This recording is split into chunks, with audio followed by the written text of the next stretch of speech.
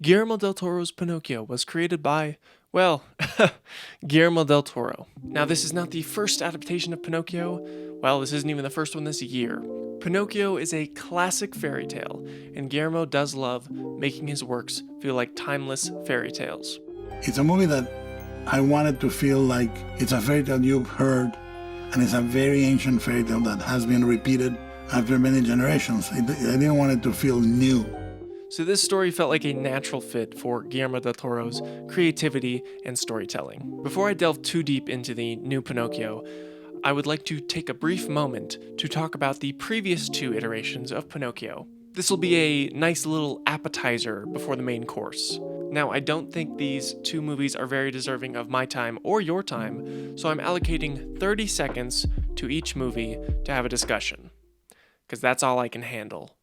My mental health will plummet if I spend any more time talking about these. Those movies we are discussing is Disney's live-action remake of Pinocchio and Pinocchio, A True Story. Before this video gets started, make sure you like, share, and subscribe this video around. It really helps me out. Thanks. Alright, we're going to get a 30-second timer set up on screen of misery. Alright, 30 seconds. And go. Disney's live-action remake of Pinocchio is yet another lifeless remake to add to the pile of ever-growing remakes from Disney. It is terrible. Robert Zemeckis did a bad job. It felt half-assed. The performance from Tom Hanks felt half-assed.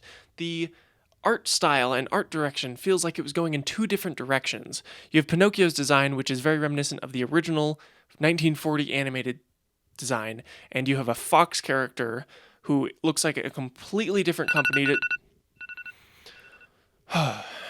1 out of 10. Now let's talk about Pinocchio, A True Story. 30 seconds, here we go. So Pinocchio, A True Story.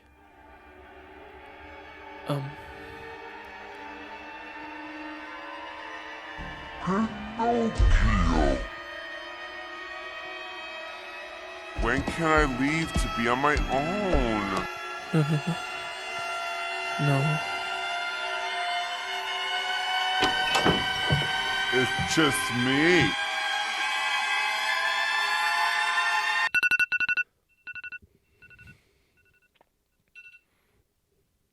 One out of 10. Now let's talk about an actual good movie. Guillermo del Toro's Pinocchio is set in a 19th century fascist Italy. The story of Pinocchio follows Geppetto, played by David Bradley, after losing his son in a military bombing, and then tries to rebuild his child out of a pine tree. This retelling of the classic tale of Pinocchio is told using the medium of stop-motion animation, which in my opinion is an incredibly underutilized medium. I understand why there aren't as many because it's more of a gamble. Studios don't want to fund a project when it could be very expensive and time-consuming. That's why they usually just revert to 3D because it's very popular nowadays and it's easier. It's kind of just the norm. It's the same reason we don't really get 2D animation anymore, because it's not as popular and it's more expensive and time-consuming. The choice to set this story in the 19th century fascist Italy under the rule of Mussolini was very intentional. Pinocchio constantly states declarations of not wanting to obey, and not wanting to do what everyone is telling him to do, controlling him, making him conform to become the perfect fascist Italian little boy. He has multiple characters trying to shut down any idea of freedom or self-expression. They close off any option, allowing him to be the person he wants to be. Even though he has no strings to control him, they still treat him like a puppet, like everybody else in this fascist dictatorship. It's set during the rise of Mussolini, and it's the only character that doesn't behave like a puppet is the puppet. The animation is definitely top-tier stop motion, there is no doubt about it. Any of the woodworking animation is incredibly satisfying, and the smallest attention to detail feels very purposeful. And all these little touches show a great attention to detail. The movements are very fluid, or at least as fluid as you can get with stop motion before it turns into something else entirely. The idea to make Pinocchio a stop motion film seems kind of like a no-brainer to me. You have a character who is a puppet that is free of his strings and wants to become his own person, and when you make a stop motion movie, it's told using puppeteers to control the puppets, including Pinocchio. I think it's just kind of perfect. Now, the animation is beautiful, but in my opinion, the biggest draw to this movie is the amazing work on character design. The look of Pinocchio is my favorite design out of all the other Pinocchios I've ever seen. The raw wooden look and how they morphed it into making it look more human and boy-like is very cool. For example, the back of his head is the center spiral of a tree, and all the wood coming out makes it look like wavy hair on the back of his head. Just really cool stuff. The movement of his joints, his poor depth perception, all of it combined with Gregory Mann's really joyful and naive performance create a very fun character to watch on screen. All of the incredibly unique and diverse characters and character designs do a great job of not only diversifying them from each other in this movie, but diversifying them from previous iterations of these characters. The look of Jiminy Cricket is far more bug-like than it was in the Disney version. All of his arms are dynamic and are used in very expressive ways to portray his emotions, because he's stuck with very simplistic eyes and a mustachio-covered mouth that can't express the emotion as much as moving your arms around like I like to do in my videos, because this is all I know how to get my emotions out. The sculpt of Geppetto's face is incredibly beautiful, and it really shows the burdens that the character has gone through. The character design truly branches out into the Guillermo-isms when it comes to the non-human characters, and I'm not just talking about the bug. The spirits and sprites that show up in this film are very spooky and ethereal. The design of the Sphinx is very cool and creepy and is very reminiscent of Pan's Labyrinth, which is funny because Pan's Labyrinth is another film of Guillermo's with anti-fascist themes. The musical numbers in this film are really good, but nothing really blew me away. Most of the songs are relatively short, and from what I did hear, I did really enjoy them. When I first watched this, I wasn't too big on any of the songs, but as I wrote this review, I listened to the music, and a lot of the songs became very earwormy. They just got stuck in my head, and I kept humming them to myself, and I think that shows that it worked. My personal favorite is Everything Is New to Me, and I also really love Ciao Papa. Now, I'm not a music expert. I don't really know much about musical production, so don't take anything I say as a fact. It's just all my opinion, and I still have a lot to learn about it. All I know is what sounds good to me and what I feel fits into the movie, and from what I've seen, I think it's really good, and it's really effective at how they used it. And I liked it, and it was fun and cute, and it's good. While I do enjoy most of the voice acting, some of it can be a little distracting. They have a few big names in here that don't really feel necessary. I would have preferred going with a smaller cast of unknowns that really allowed me to immerse myself in the movie.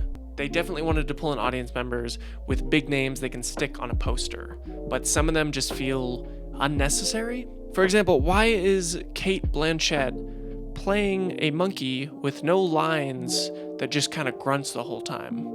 I don't know. While the Guillermo-isms are very present, I do wish he had leaned into the dark and creepy atmosphere a little bit more. There's a hint of it, but most of the movie he just kind of leans into the heartfelt story between a father and a son, dealing with the anti-fascist themes of control and obedience. And I wished for just a little more of those creepy Guillermo moments, but that's okay. Maybe he just wanted to do something different, and I'm alright with that, because I still really love the end product. This is a project from Guillermo Del Toro that he has had in development since 2008. I was afraid this was going to be added to his list of really cool and creative projects that he had in mind that would just never get funded and would just be stuck in development hell. Luckily, that didn't happen, and we actually got to see this come to fruition. The attention to detail and storytelling is a guarantee when it comes to a Guillermo Del Toro project. The projects Guillermo takes on always feel very personal to him, and you can tell him and his entire team really cared about this adaptation. And then in certain shots, we use this small Pinocchio. I don't know if he would have been able to fund this project if he had not won the Oscar back in 2018. Most people view the Oscars as a needless circle jerk that's pointless and cringe.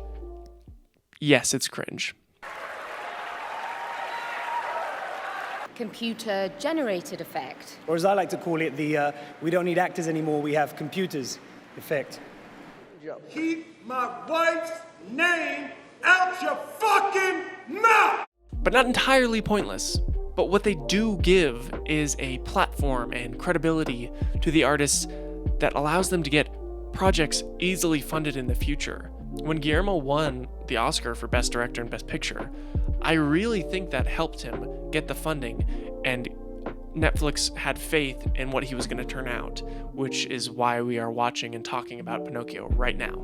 Guillermo Del Toro's Pinocchio is a perfect example of a passion project that the creator poured their heart and soul into. Every little detail is purposeful and is shown beautifully through the animation. It's a story that feels timeless, and because it was done using stop motion, it looks timeless, and I think it's going to hold up great in the years to come. Great job, Guillermo, you adorable little man. Look at him. 8 out of 10. Thank you everybody for watching this video. Hell yeah, we had 100 subscribers, and I just want to say thank you all so much for the support and the care and sharing it around. I really, really do appreciate it. It fills me with joy. If you did like this video, go ahead and like, share, subscribe it around. It really does help me out, and it's free. But genuinely, thank you all so much. There will be another video out this month. I'm very busy this month with making videos, and I can't wait for you guys to see it, and I'm excited, and looking forward to next year, and hope you all be there along with me.